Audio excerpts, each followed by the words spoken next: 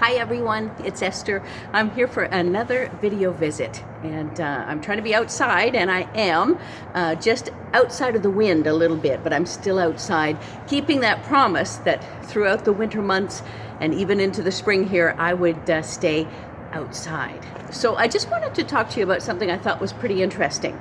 I had a friend contact me yesterday, and she wanted to know how she should approach someone she thought had bipolar, and wanted to know if she is on medication or if she's not, and so forth.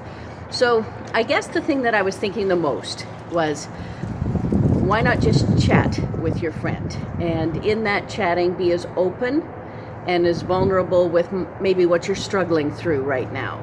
You might be going through a tough time, and if you start off and tell that person, I'm really having a hard time with, and whether that's, taking care of the kids, or whether I have elderly parents that I'm taking care of, or a relationship at work, or a relationship in your own personal life that is having a bit of a problem, just be open. Or you're struggling with your self-image, or you're struggling with depression, you're struggling to get out of bed each day, you're struggling to make ends meet because things have gone up exponentially these days, or you're worried about the war in Ukraine and you're heartsick about that.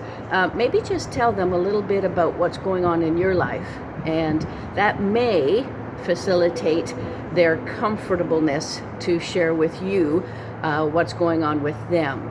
I also said not to push, because sometimes people will take away what was discussed and think on it, and then they'll say to themselves, I think I can trust this person.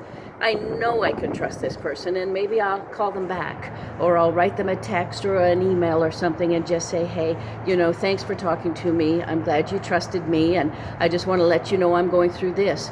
The no pressure tactics are very, very good.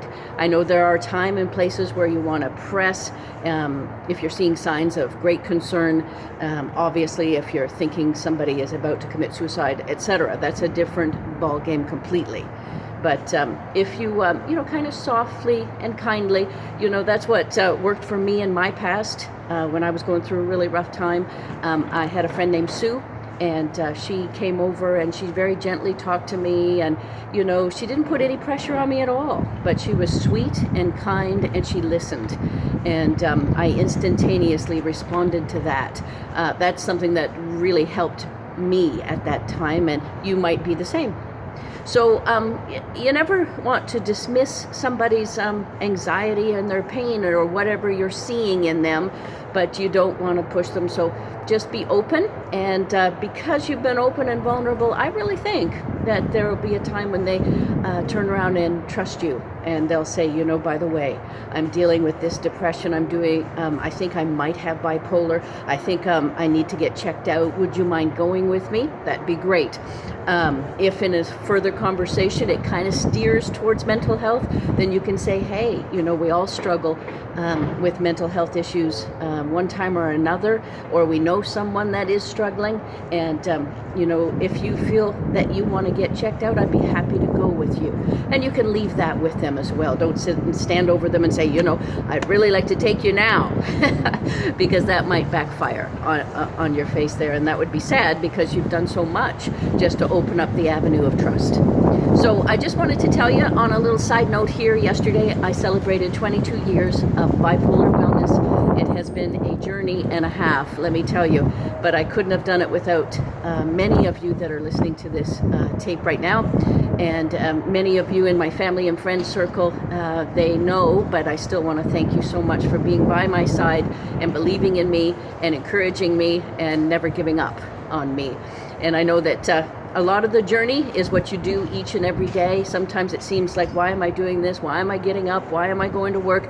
But it does pay off.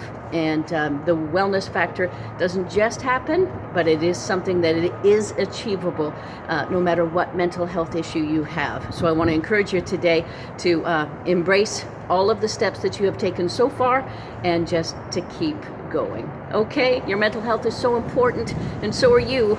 So take care of yourself, and we'll chat again. God bless. Bye-bye.